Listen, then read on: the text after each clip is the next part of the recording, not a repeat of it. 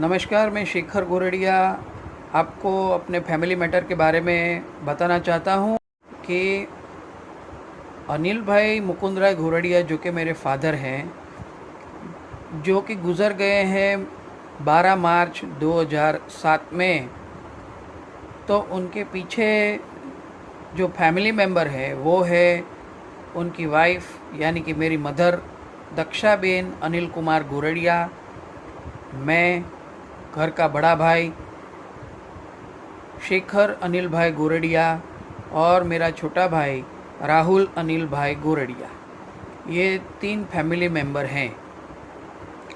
अभी पापा जो भी ऑनियन मर्चेंट एंड कमीशन का जो बिज़नेस करते थे वो जॉइंट हिंदू अनडिवाइडेड फैमिली के अंतर्गत करते थे। और मेरे पापा के गुज़र जाने के बाद वो कोई वसीयतनामा बना के नहीं गए थे। वो तो इसके अंतर्गत फैमिली के जितने भी मेंबर्स हैं उन सब का एक तरीके का प्रॉपर्टी में हिस्सा बनता है, जैसे जो कि होता है 33%, 33% एंड 34%, ऐसा कुछ होता है आउट ऑफ 100%। अभी हम 3 मेंबर हैं, मम्मी, मैं और मेरा छोटा भाई। पापा के गुज़र जाने के बाद महुआ गांव में तालुका में हमारा एक बंगला हुआ करता था, जो कि हमने अप्रैल 2007 में बेचा, जो कि मेरी दादी की मालिकी का था। दादी का नाम है विमलाबेन मुकुंद राय गोरडिया। मेरी दादी तो गुज़र चुकी है 2014 में। तो उस समय 2007 में मेरे पापा के गुज़र जाने के बाद मेरी दादी की हयाती में ये बंगला बेचा और 19 लाख रुपए में से अनिल भाई गोरडिया की फैमिली को उसमें से करीब 7-7.5 लाख रुपए मिले और चाचा की फैमिली को करीब 11-11.5 लाख रुपए मिले, क्योंकि हमारा जो डिस्ट्रीब्यूशन ऑफ फंड्स था फैमिली के अंदर, वो मेरे पापा अनिल भाई गोरडिया को 40% मिलना था और मेरे सगे चाचा मनोज भाई मुकुंद राय गोरडिया उनकी फैमिली को या उनको 60% मिलना था। ऐसा करार हुआ था।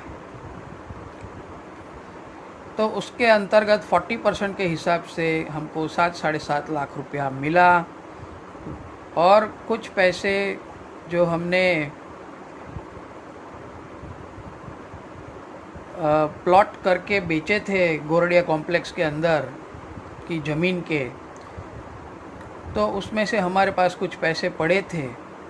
तो कुल मिला करके 10-10.5 लाख रुपए में विथ रजिस्ट्रेशन स्टैम्प ड्यूटी के साथ हमने मीरा रोड में अगस्त 2007 में 1 BHK का घर Om Shri Kartikeya Complex CHS Limited near Nityanand Nagar, Mira Road East, near Saint Paul High School में ख़रीदा था दक्षाबेन अनिल कुमार गोरडिया के नाम का। ठीक है, ये उन्होंने अपने नाम का घर खरीद लिया था। ठीक है, उसके बाद थोड़े ही समय में 2009 में हमने गोरडिया कॉम्प्लेक्स सेल आउट किया, तो 39 लाख रुपीज़ में हमने पूरा गोरडिया कॉम्प्लेक्स सेल आउट कर दिया था, जिसमें 40% के हिसाब से Dakshaben Anil Kumar Gordia and family members, मतलब मैं और मेरा छोटा भाई, हम तीनों को 17 लाख रुपये सुपुर्द किया था, जो कि 2 साल तक हमारे ही घर में पड़ा रहा, क्योंकि इस पैसे का किस तरीके से बंदोबस्त करें इसका कोई आयोजन हमारे पास नहीं था। ठीक है, उसके बाद 2011 में सॉरी 2000 करीब 2012 में मम्मी ने अपने खाते में ये सारे पैसों की एफडी बना ली थी, जो कि है ICICI bank, Srishti branch, Mira Road East. दूसरा है Punjab National Bank, Mira Road branch. और तीसरा है विजया बैंक, सृष्टि ब्रांच। ये तीनों बैंक में मम्मी ने ये पैसे एफडी में अपने नाम पे कर लिए थे। प्लस एक और प्रॉपर्टी बेची हमने बाद में, वो मेरे दादा के नाम की थी। 2014 में उसके पैसे आ चुके थे। 20 लाख रुपए में वो गायत्री मंदिर के बाजू वाला जो प्लॉट है वो मेरे दादा के नाम का था। उसका हमको 20 लाख रुपया आया था। उसमें से 40% के हिसाब से मम्मी को करीब 8 लाख रुपए मिले थे। उसके बाद कुछ मम्मी के खुद के पैसे भी थे। कुल मिलाकर के मम्मी के बैंक के खाते में, एफडी में और बैंक के खाते में कुल मिलाकर के फरवरी 2015 तक 36 लाख के आसपास था। और 2018 तक ये पैसा करीब 38 लाख तक हो चुका था। ठीक है, क्योंकि उसका जो ब्याज आता है एफडी का, और पैसे उठाते नहीं है, उसी में पड़ा रहता है, फिर वही पैसा वापस एफडी में ब्याज में लगा देते हैं, तो फिर उतना बन जाता है और उतना बन गया था।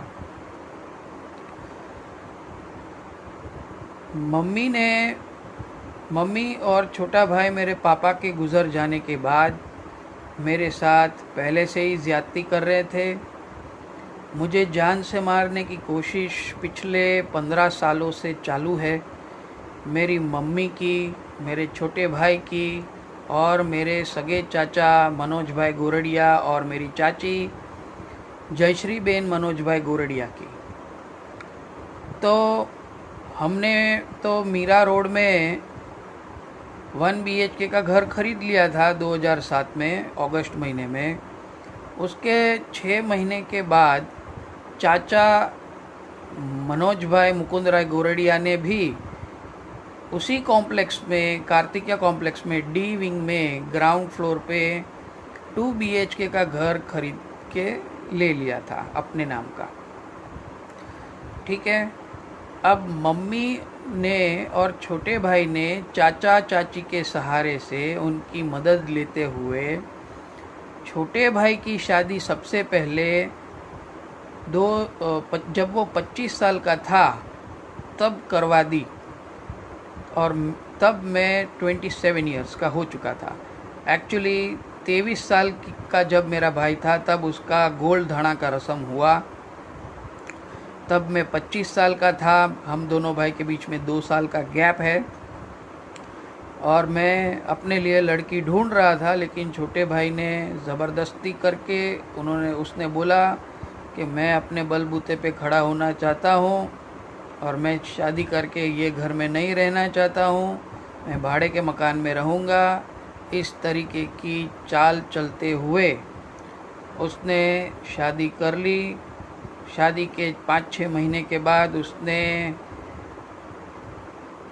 ये बोलना शुरू कर दिया कि तुम लोग अपने खुद के घर में रहते हो, मैं भाड़े के मकान में रहता हूँ, तो मैं भाड़ा क्यों भरूँ। फिर बाद में हमने डिसीजन लिया कि हमारे पास कुछ पैसे हैं मम्मी के पास, तो वो पैसे में से एक और घर लिया जा सकता है मीरा रोड में। ये कार्तिकेय कॉम्प्लेक्स का घर जो है वो मम्मी के नाम का है, तो दूसरा घर भी हमें मम्मी के नाम का ले लेना चाहिए 1 BHK का। इस तरीके की बात हो रही थी, ठीक है। और हमने मीटिंग भी की कि भाई छोटे भाई के लिए एक घर हम लेके दे देते हैं उसको, उसमें वो रहे, वो मम्मी के नाम का रहेगा और ये घर भी मम्मी के नाम का रहेगा।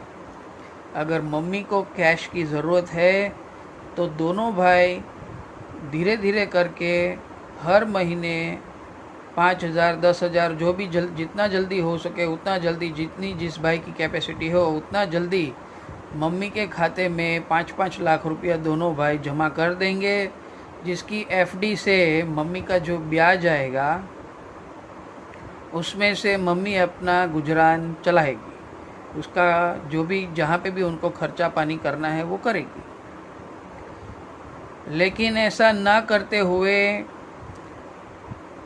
छोटे भाई की शादी होने के बाद मम्मी मुझे यहाँ पे मीरा रोड के घर में अकेले छोड़ के मार्च या अप्रैल 2015 में छोटे भाई के साथ वो अहमदाबाद चली गई और मुझे यहाँ पे अकेला कर दिया था। छोटे भाई और मम्मी ये दोनों साथ में मिलके मेरे साथ फ्रॉड कर रहे हैं। मम्मी ने अपने खाते के पैसे बिना मुझसे पूछे छोटे भाई को 30 लाख रुपया करीब करीब दे दिया, जिसमें से 26 लाख रुपीस का चेक और 3 लाख रुपए का कैश दिया। करीब 29 लाख रुपीस उसने छोटे भाई को दिए। अपना कांदीवली मंगलमय टावर 1202 नंबर में वो रहता है, 12वें माले पे 1 BHK का घर खरीदने के लिए इतने पैसे की मम्मी ने मदद की, ठीक है। वो भी बिना मुझसे पूछे। घर के किसी भी सदस्य के पास नो ऑब्जेक्शन सर्टिफिकेट लिया नहीं है छोटे भाई ने, और मम्मी के खाते में से ये पैसे ले लिए छोटे भाई ने। उसके बाद छोटे भाई ने होम लोन लिया, और ये जो घर है वो मम्मी अगर अपने पास से 30 लाख रुपया छोटे भाई को देती है तो फिर छोटे भाई को मम्मी का नाम एग्रीमेंट में दूसरा डालना चाहिए, जबकि उसने ये काम नहीं किया। और पहला नाम छोटे भाई ने उसका ही डाला है और दूसरा नाम उसकी वाइफ का डाल दिया है।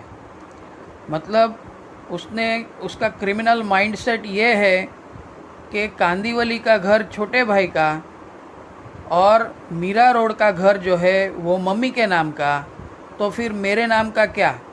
शेखर के नाम का कुछ भी नहीं, शेखर गोरडिया के नाम का। मैं घर का बड़ा बेटा हूँ, तो आज की तारीख में मेरे नाम का कुछ भी नहीं। पप्पा के गुज़र जाने के बाद मेरा तीसरा शेयर बनता है, जो कि ये दोनों जन नहीं दे रहे हैं। मैं अपने घर में अकेला रहता हूँ, मीरा रोड के घर में। मैं यहाँ पे अकेला डिप्रेशन में हूँ। कभी मेरे पास पैसे नहीं होते, कभी मेरी जॉब चली जाती है, कभी मेरा एक्सीडेंट हो जाता है, कभी कोई कुरियर वाला घर पे आता है, मैं घर पे नहीं रहता हूँ। ऐसे संदर्भ में कभी मेरी तबीयत ख़राब हो जाती है, तो ऐसे संदर्भ में मेरी माँ को मेरे साथ रहना चाहिए। जबकि छोटे भाई ने माँ को बोल दिया है कि अगर तुम्हें कोई क्वेश्चन करने के लिए आए तो तुम ये बोल देना सबको कि ये मुझे मारता है करके। ये मारने का बहाना करके मम्मी ने छोटे भाई को 30 लाख रुपए के का रकम उसने घर खरीदने के लिए बिना मुझसे पूछे दे दिया है। और ठीक है, इसके मम्मी के खाते में जो पैसा था, पप्पा की जो प्रॉपर्टी बेची और दादी की जो प्रॉपर्टी बेची और मेरे दादा की प्रॉपर्टी बेची, उसमें जो पप्पा के नाम का जो शेयर था 40% का, जिसके अंदर तीनों जन का शेयर होता है, वो शेयर का पैसा मम्मी के बैंक के खाते के अंदर एफडी के रूप में था। ठीक है। अब छोटे भाई ने वो एफडी में से पैसे निकाल कर अपना घर खरीद लिया है कांदीवली में, और अब ये बोल रहा है हमको कि मैंने मम्मी को वो 30 लाख रुपया चुका दिया है और इसका कोई पुष्टि नहीं है। मुझे उसका बैंक स्टेटमेंट भी बताया नहीं है कि छोटे भाई ने मम्मी को वो 30 लाख रुपए चुका दिए। ऐसा कोई बैंक स्टेटमेंट छोटे भाई ने मुझे नहीं बताया है। खाली ये दोनों जन मेरे साथ फ्रॉड कर रहे हैं, धोखाधड़ी कर रहे हैं। कोई बोलने वाला नहीं है। जो कोई भी सगे संबंधी बोलने के लिए जाते हैं तो उन लोग को छोटा भाई और मम्मी ये बोल के चुप करा देते हैं, आप अपना काम करिए ना, आपको बीच में पड़ने की क्या ज़रूरत है, यह हमारी फैमिली मैटर है। तो इस तरीके से चुप करा देते हैं। ठीक है। फिर बाद में मेरे सगे संबंधी मौसा मौसी, पारू मासी, नीना मासी, राजेश मासा, फिर बकुल मासा, नीता मासी और ये सब मासा मौसी मुझे ये बोलते हैं कि इसमें हम कुछ नहीं कर सकते शेखर, इसमें हम क्या कर सकते हैं। तो अब मुझे आप ही लोग की सहायता लगेगी, आप ही लोग को मेरा साथ देना होगा। यहाँ तक कि ये मैटर मैंने अपनी सगी बुआ कविता बेन, राजीव भाई पारेख जो कि टिकुजीनी वाड़ी वाली मेरी बुआ है, उनको भी ये बात बताई है। और ये बात मैं हमारी प्रतिमा बेन, भूपेन भाई मेहता जो कि माटुंगा में रहते हैं, उनको भी मैं ये बात बताना चाहता हूँ ये वीडियो के माध्यम से। और हंसा बेन, दीपक भाई पारेख जो कि दादर में रहते हैं, अभी परेल में रहने के लिए गए हैं, परेल आसपास। ठीक है। तो ये बात मैं उनको भी बताना चाहता हूँ। ये तीनों मेरी सगी फूफी और फूफा है। ठीक है। अब मैं आपको ये बताना चाहता हूँ कि अगर मेरी मृत्यु होती है तो आप सभी जन ये वीडियो के माध्यम से, आज है 28 जुलाई 2022 गुरुवार का दिन, ये वीडियो के माध्यम से मेरे सगे भाई राहुल अनिल भाई गोरडिया, मेरी माँ दक्षाबेन अनिल कुमार गोरडिया, उसकी वाइफ फॉरम राहुल गोरडिया, ये धनराशि जो मेरी माँ ने इन लोगों को घर दिलाने के लिए दी है, तो इस धनराशि से इस पूरे घर को फ़ायदा हो रहा है। लेकिन ये धनराशि जो मम्मी ने दिया उसमें मेरा हक था, तो बिना मुझसे पूछे वो नहीं दे सकती, लेकिन फिर भी उन्होंने ये काम किया। और मेरी माँ और छोटा भाई दोनों मिलके मुझे यहाँ मीरा रोड के फ्लैट में उन्होंने अकेला रखा है। ठीक है। ताकि मैं यहाँ पे अकेला सड़ के मर जाऊँ और ये जो मीरा रोड का फ्लैट है वो भी छोटे भाई को मिल जावे, या फिर मम्मी के गुज़र जाने के बाद छोटा भाई पीछे से आवे और ये क्लेम करे कि ये फ्लैट में भी मेरा हक बनता है, इसलिए तुम ये फ्लैट छोड़ के चले जाओ, इसमें से 50% मेरा है। तो इस तरीके का छोटे भाई और मेरी माँ दोनों जन षड्यंत्र रचा रहे हैं। और ये षड्यंत्र के पीछे मेरे सगे चाचा मनोज भाई मुकुंद राय गोरडिया और जयश्री बेन मनोज भाई गोरडिया, ये दोनों जन का पीठबल है। और इस संदर्भ में मैंने अपने वकील के माध्यम से, अविनाश जोड़गे वकील है मेरा, उसके माध्यम से मैंने नोटिस भेजा हुआ है मम्मी को और उसके मम्मी को और छोटे भाई को। मैं आपको बता देता हूँ, ये नोटिस मैंने भेजा हुआ है अविनाश जोड़गे से AN जोड़गे 11 जुलाई 2022 को, ठीक है, उसका रिप्लाई 7 दिन में देना था दक्षाबेन गोरडिया को, राहुल भाई गोरडिया को, लेकिन उन्होंने कोई रिप्लाई भेजा नहीं है।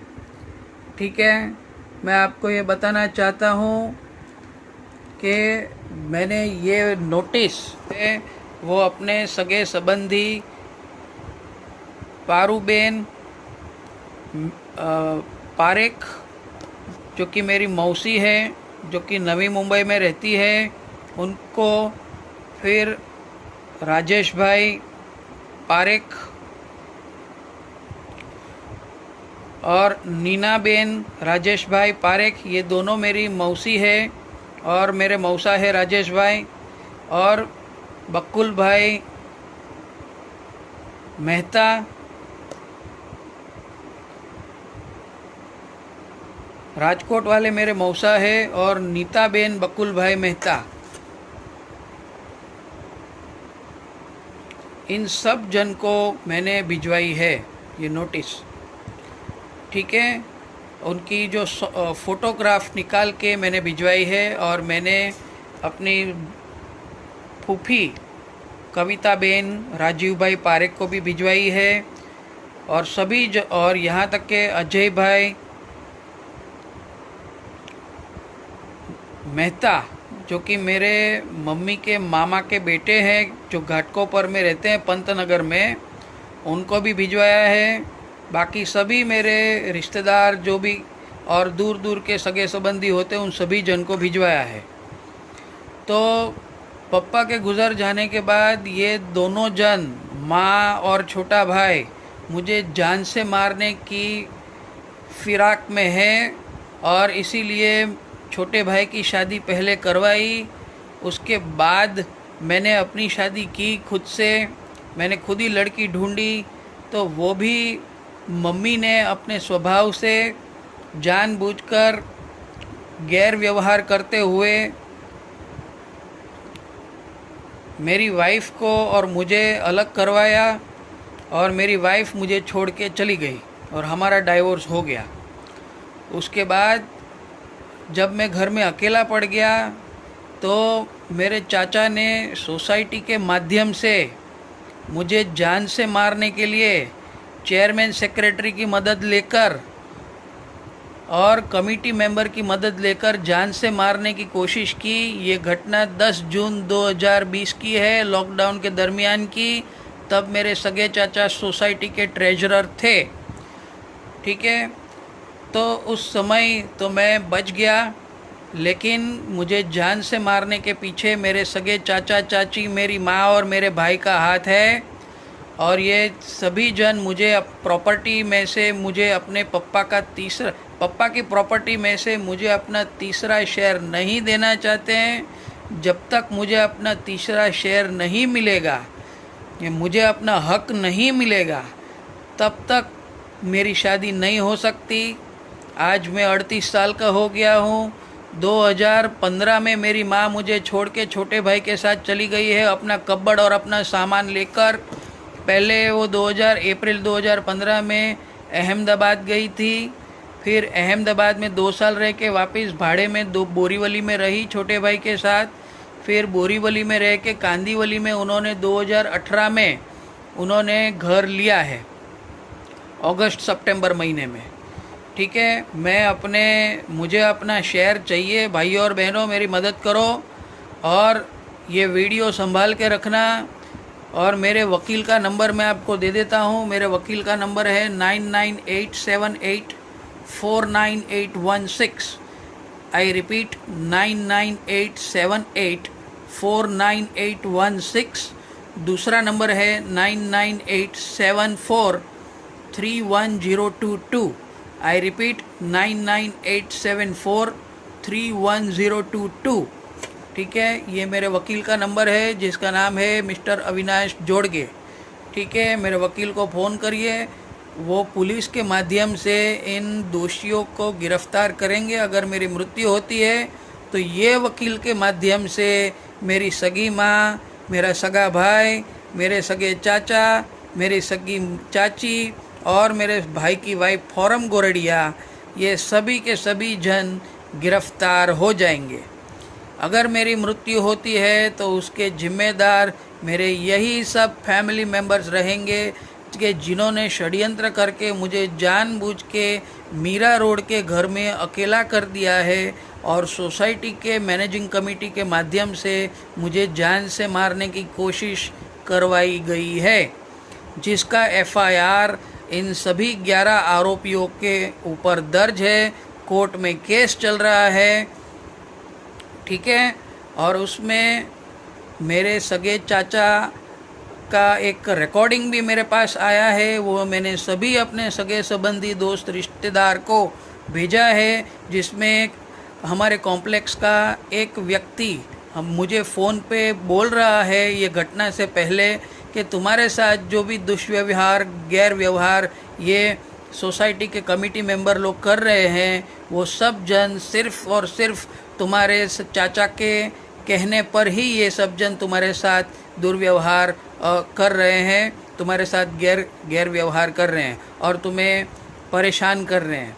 तो ये बात मुझे अपनी माँ को मैंने बताई, लेकिन मेरी माँ मुझे खुद ही यहाँ पे अकेला छोड़ के छोटे भाई के साथ चली जाती है। इतना मेरे साथ मारपीट हुई है, लेकिन माँ मेरे साथ नहीं रहती है, क्योंकि मुझे षड्यंत्र करके मेरी माँ को मुझे जान से मारना है, मुझे अपना शेयर नहीं देना है।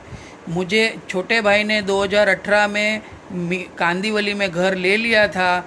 उसके बाद 5 साल के बाद, मतलब 2018, 19, 20, 21, 22, 5 साल तक मुझे उसके घर का एड्रेस भी नहीं दिया था। तो ये एड्रेस मुझे हमारे सगे संबंधियों के माध्यम से मुझे मिला है। अभी मैं करीब जुलाई महीने में मैं उसके घर गया अपना खुद का शेयर मांगने के लिए कि मुझे अपना पिताजी के गुजर जाने के बाद मुझे अपना खुद का शेयर दो। तो उन छोटे भाई ने उसके घर के बाहर निकल के मेरे साथ हाथापाई की, मारपीट की और माँ के साथ मिल के उसने कांदीवली वेस्ट पुलिस स्टेशन में मेरे खिलाफ़ एनसी दर्ज करवाई थी। तू चाहे छोटा भाई या मेरी माँ चाहे मुझे लॉकअप में डाल दे, चाहे मुझे जेल में डाल दे, या चाहे मुझे कौन से भी गुनाह में डाल दे, लेकिन मैं अपना मेरा हक कभी नहीं छोड़ूंगा। ये मेरा हक है, मेरे फादर की प्रॉपर्टी में से मुझे मेरा हक मिलना चाहिए। आप सब जन मेरा साथ दीजिए और प्लीज़ मुझे बचाइए, मेरे साथ चलिए, कोई तो मेरी मदद करो। मुझे अपने छोटे भाई के घर जाना है और वो मुझे आने नहीं दे रहा है अपने घर, दादागिरी कर रहा है, मारपीट कर रहा है और माँ उसका समर्थन कर रही है और मुझे अपना शेयर नहीं दे रहे हैं। वकील की नोटिस का जवाब नहीं दे रहे हैं, कुछ भी बात नहीं कर रहे हैं। तो इसीलिए छोटे भाई तो ये बोल रहा है कि मैंने तो अपनी माँ से जो पैसा लिया था वो उसको वापस कर दिया, लेकिन 2018 से लेके 2022 तक जो तूने पैसा वापरा, 5 साल का ब्याज कितना होता है, 29 लाख रुपीस का, तो वो पैसा कौन देगा? मुद्दल अमाउंट अगर तूने दे भी दिया है मम्मी को उसके खाते में, तो उसका बैंक स्टेटमेंट निकाल और दिखा। अगर तू दिखाता भी है तो भी 5 साल का ब्याज कौन देगा? इसका पूरी पुष्टि होनी चाहिए और इसकी दादागिरी को अटकाना चाहिए। उसका ये कहना है कि कोई किसी के मायके लाल की हिम्मत नहीं है कि मेरे घर पे आने की और मुझे बोलने की। इस तरीके से उसका रवैया है और जब भी मैं अपने हक की बात करता हूँ तो बोलता है पुलिस के पास जाओ या फिर कोर्ट कचहरी करो, ये सब मुझे बोलता है। आप सब जन उसको फ़ोन करो। उसका फ़ोन नंबर है 9833820969। राहुल गोरडिया उसका नंबर है, वापस 9833820969। मेरी मम्मी का नंबर है दक्षाबेन गोरडिया का 9833274156। I repeat, it is 9833274156। धन्यवाद। आशा है आप सब मेरी मदद करेंगे।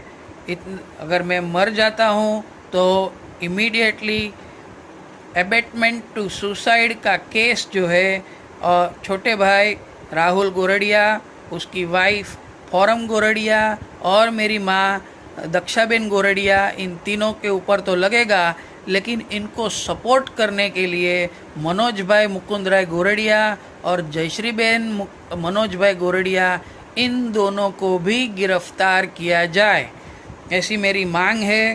धन्यवाद।